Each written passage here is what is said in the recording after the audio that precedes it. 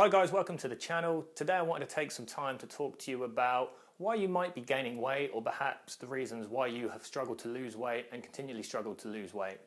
If you don't know from watching any of my previous videos, I'm a dietitian by trade, working with bariatric patients both pre and post surgery. So when they come to see me, they're usually morbidly obese, so they've tried all other avenues with regards to how to lose weight, and the only option available to them is to go undergo surgery to actually elicit response that produces weight loss. So working with these patients, I get to see them consistently before they've had the surgery, and quite a few common themes come up with this patient subgroup. And I thought I'd share some of them with you today, perhaps to see if you can relate to any of them, and if so, it might be worth making the changes that I suggest today and seeing how it works out for you. But first, why don't we think about actually how we put on weight, because there's a lot of different videos out there and a lot of different information about why we put on weight, and I think it gets a bit confusing exactly why it is, when the answer can actually be quite simple. So at the heart of it, it all comes down to calories in versus calories out. And I know some bloggers and YouTubers out there will be talking about the quality of food and not all calories are equal. And I really wouldn't concern yourself with that, because ultimately when you look at the literature, when you look at the research, no one diet is actually better than the others. And if it was, we'd be hearing about it consistently, and we'd actually be putting that into practice in healthcare, because we have no other ulterior motive than to help our patients. So why would we be ignoring the best evidence out there if it existed and not putting these things into place? So ultimately all it comes down to is calorie restriction. But of course putting that into place is quite difficult. Now what you have is, you have this concept of energy. And energy is just the way we measure food, so you might know it as calories. So the calories in our food is energy. And when you put on weight, you are known to be in what is known as positive energy balance. If you remain the same weight over a period of time, you're known as being in energy balance. And if you're losing weight, you're in negative energy balance. So quite a simple concept at the heart of it, right? So to put on weight, you have to be in positive energy balance. So how does this happen? And the most obvious thing is we're taking in more food than we actually need, so we're not using it up. So the most important factor here is going to be what we're taking in. You can try and burn it up, but ultimately if you are gaining weight, it means you are eating too much food. You're eating more food than you require. And from my experience, there are two main factors that are responsible for this. Number one is the portion size. So just actually having too much physical food on your plate. And we can break this down into further subcategories, which I will do in a moment. And two, the type of food that we're putting on our plate or having in between meals. And with regards to the portion size, we look at the three main macronutrients: carbohydrates, proteins and fats. And the protein and fats generally come hand in hand, so when you're having things like meat, the fat will usually be contained within the meat, as will the protein, so those two kind of come combined. And what we generally recommend is going for a leaner source of meat, so less fat, so things like poultry or reduced fat mince, or things with good fats like fish. Whereas carbohydrates, they kind of come on their own, so things like rice, pasta, bread, cereals, generally a much higher proportion of carbohydrate, a small amount of protein and maybe a little bit of fat in there, but mainly carbohydrate, whereas the protein foods can massively vary to their protein to fat combination or ratios. From my experience of working with thousands of different patients in a weight management setting, portion size is one that comes up time and time again.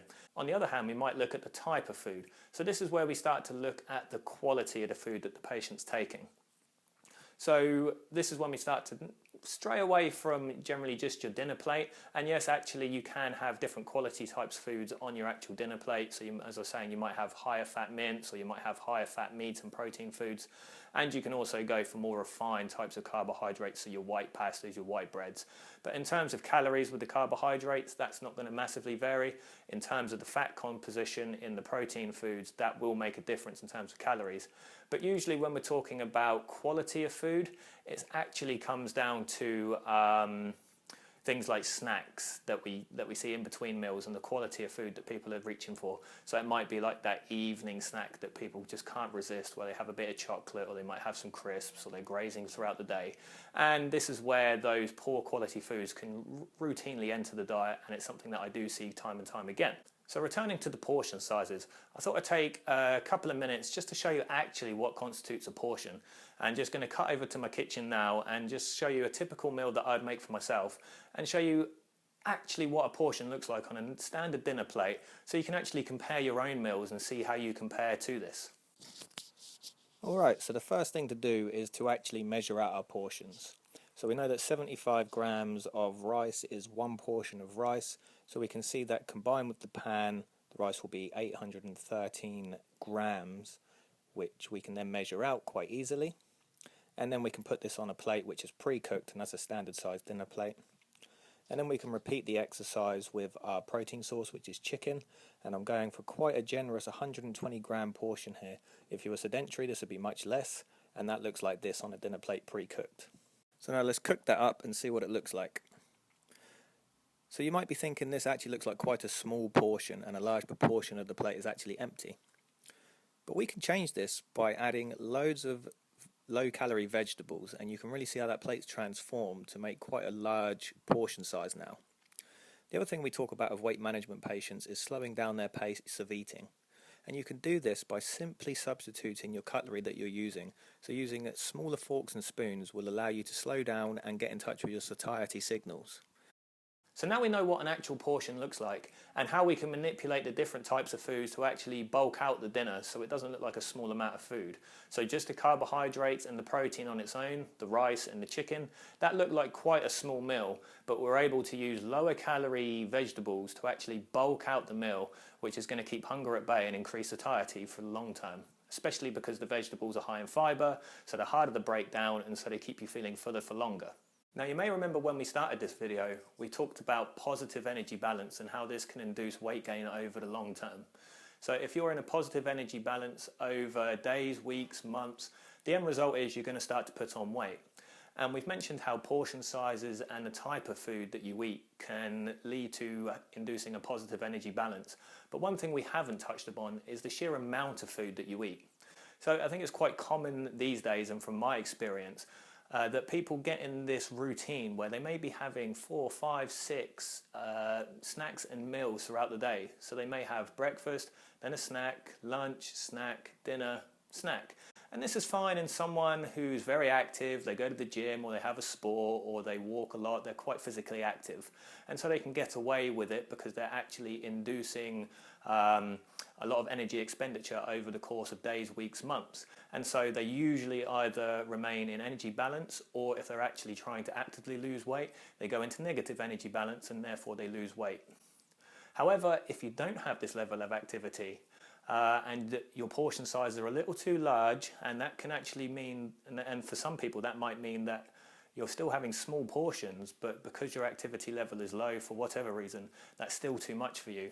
Then add into the equation that you might be having snacks in between this. It's just enough to nudge you on a daily basis towards more than you require, and then chronically over the long term this puts on weight. So if you find that actually you don't think that you eat that much at main meals, but you do have snacks throughout the day, regardless of what it might be, even if it's healthy snacks, remember it all comes down to the amount of energy, the amount of calories that you're having. Forget everything you hear about the types of calories and the quality of calories. Ultimately, when it comes down to it, for weight loss, for the majority of the population, it will be purely energy in versus energy out.